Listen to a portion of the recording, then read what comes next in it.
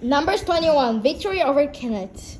The Kenath king of Arad, who lived in the Negev, heard that the Israelites were approaching on the road to Ephraim. So he attacked the Israelites and took some of them as prisoners. Then the people of Israel made this vow to the Lord: if you will hand these people over to us, we will completely destroy all their towns.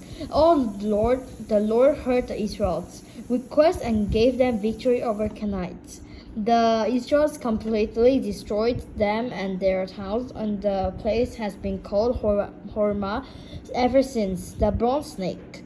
Then the people of Israel set out of Mount Hor, taking the road of the Red Sea to go around the land of Edom. But the people grew impatient with the long journey, and they began to speak against God and Moses. Why have you brought us out of the Egypt to die here in the wilderness? They complained. There is nothing to eat here and nothing to drink, and we hate this horrible manna. So the Lord sent poisonous snake among the people, and many were bitten and died. Then the people came to Moses and cried out, "We have sinned by speaking against the Lord and against you. Pray that the Lord will take away the snakes." So Moses prayed for the people. Then the Lord said to him, "Make a replica of poisonous snake and attach it to a pole."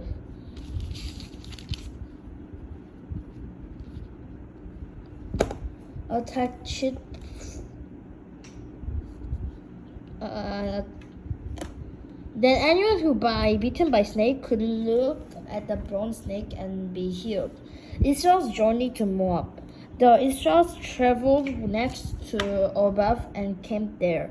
Then they went on the Iriam, the wilderness on the eastern border of Moab. From there they traveled to the valley of Zeredburg and set up camp. Then they moved out and camped on the far side of the Arnon River, in the wilderness adjacent to the territory of the Aramites.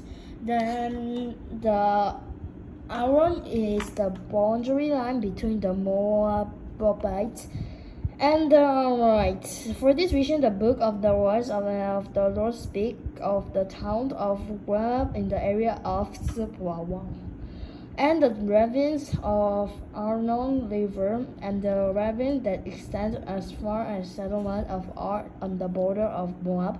From there the Israelites traveled to Beer, which is well where the Lord said to Moses, "Assemble the people, and I will give them water." There the Israelites sang this song: "Spring up, O well, yes, sing it praises. Sing of this well, which princes dug, which great leader hollowed out with their spectators and staff." Then the Israelites left the wilderness and proceeded on through Montana, Nahalil, the Bamoth. After that, they went to the valley in Moab, where Pisgah Peak overlooks the wasteland. Victory over Sihon and Og. The Israelites sent ambassadors to King Sihon of the Amorites with this message: "Let us travel through your land. We will be careful not to cut through your field and vineyard. We won't even drink water from your well. We will stay on the king's road until we have passed through your territory." But King Sihon refused to let them cross his territory. Instead, he mobilized his entire army and attacked Israel in the wilderness, engaging them in battle of Zahat. But the Israelites slaughtered them with their sword and occupied their land from the Aaron's River to the Moabite border, because the boundary of the Amorites was fortified. So Israel camped all the town of the Amorites and settled in them, including the city of Heshbon,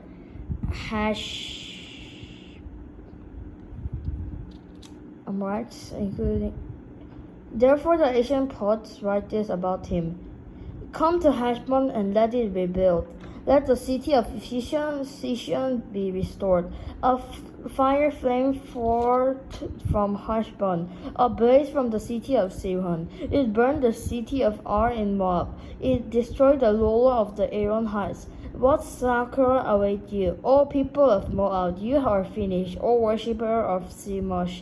Chemosh has left his sons and refused his daughter as captive of Sihon. The Amorites king, we have utterly destroyed them. From the Heshbon to the Don, we have completely wiped them out as far away as Nopa and Medada. So the people of Israel occupied the territory of the Amorites. After Moses sent men to explore their reserve area, they captured all towns in their region and drove out the Amorites who lived there. Then they turned and marched up the Lord Bashan. But king of all Bashan and all his people attacked them at And the Lord said to Moses, Do not be afraid of him, for I have handed him over you, along with all his people and his land. Do the same thing to him as you did to King Shinon of the Amorites, who ruled in Heshbon, and Israel killed King Og his son and all his subjects. Not your single survivor remained. Then Israel occupied their land.